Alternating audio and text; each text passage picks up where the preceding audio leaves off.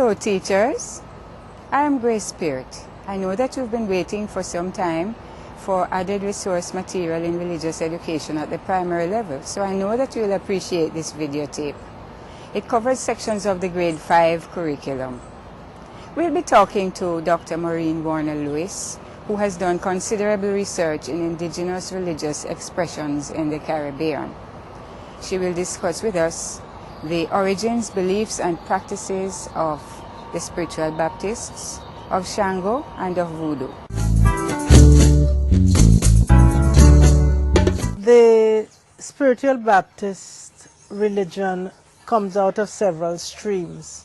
Probably one could begin with the arrival in Trinidad in 1815 and 1816 and some years thereafter of groups of black families who had fought with their British masters in the American states, in the American colonies, what was then the American colonies of Britain.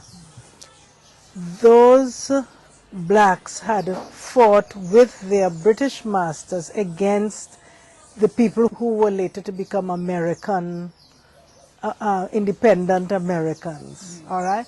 Now remember that in that war, which I think took place between 1812 and 1814, that's the American War of Independence, or the secession of the American colonies from Great Britain.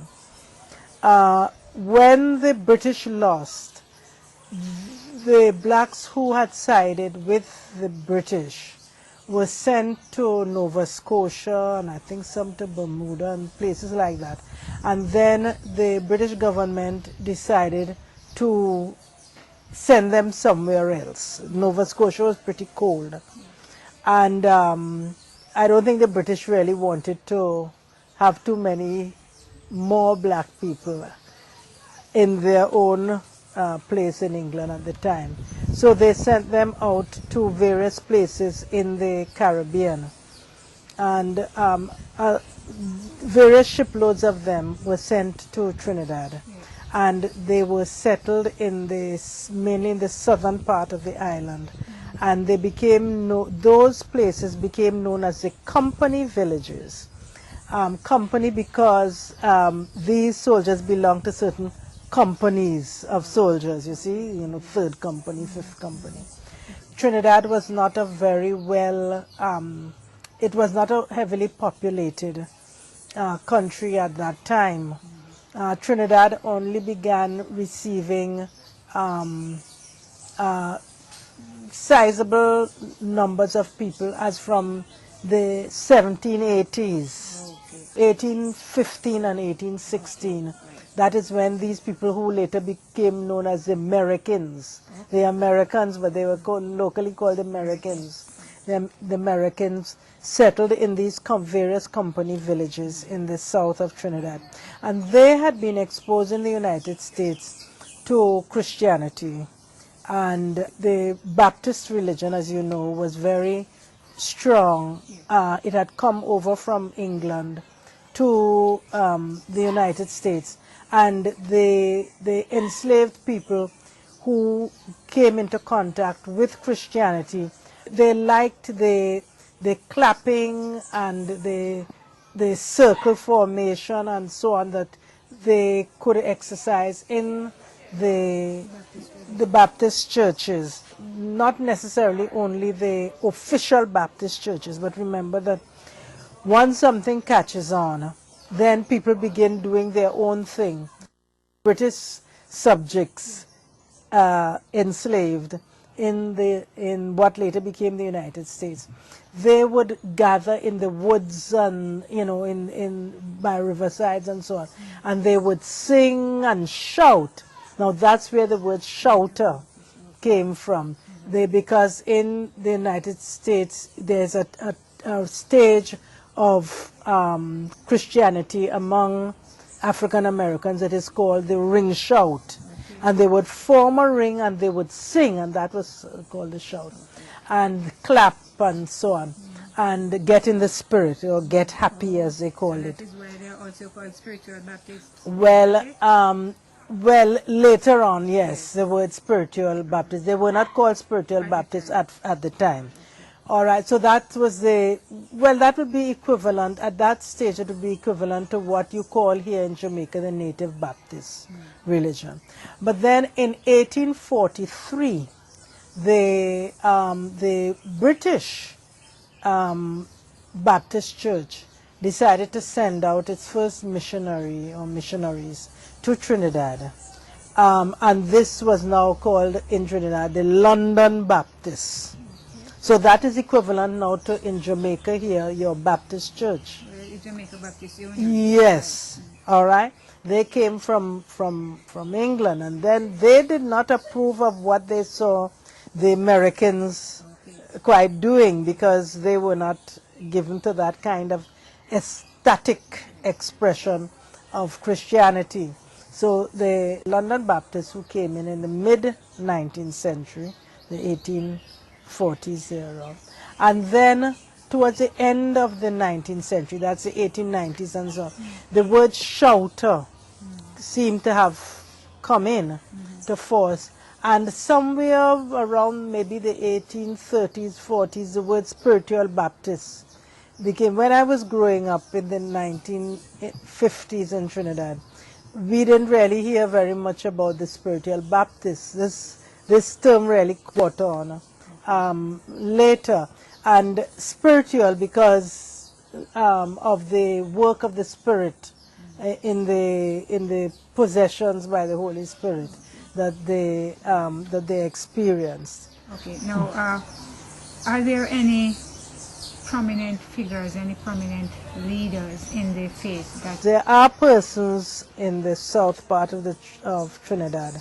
The person who is, I think, most remembered and revered among spiritual Baptists is Bishop Elton Griffiths, who was very instrumental in pressing the colonial government of the time to rescind what was called the Shouter Prohibition Act.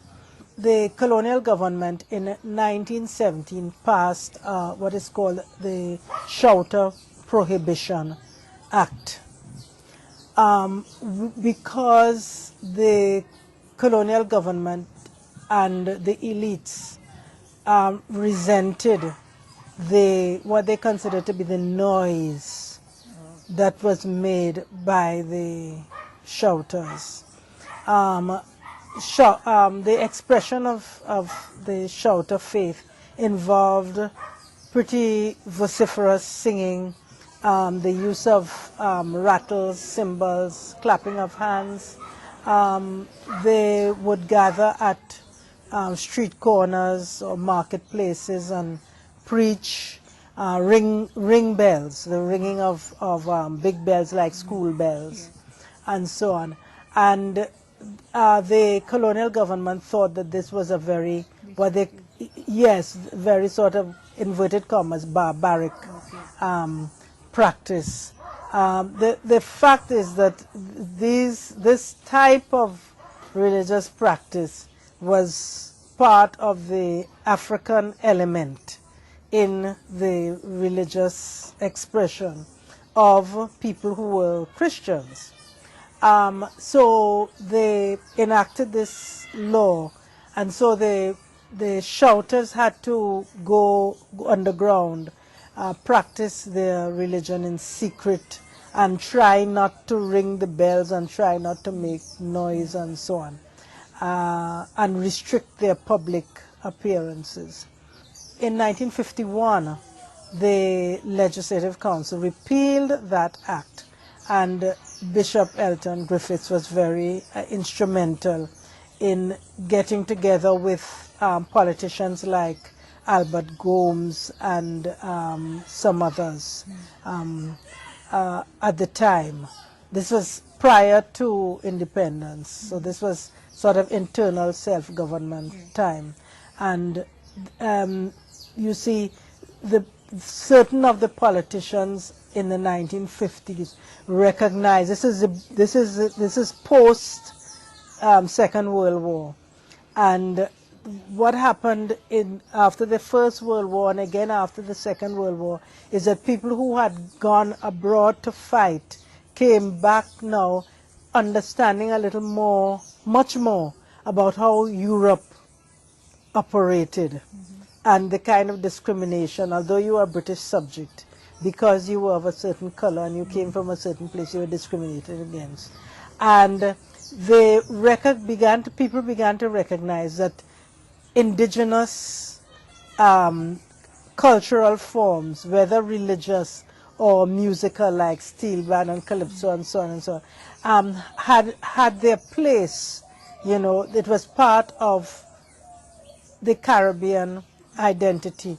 And so there was a movement to overthrow that ruling, and that came through in Dr. Eric Williams, who was then Prime Minister of Trinidad and Tobago.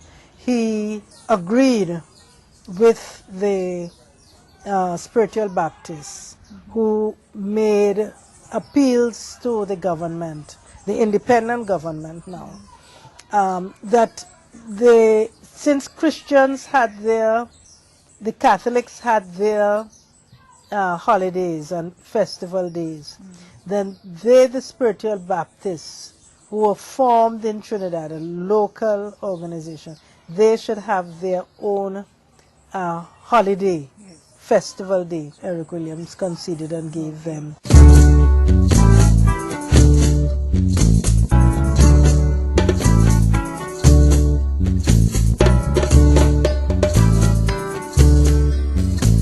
What are some of the practices that the spiritual Baptists have?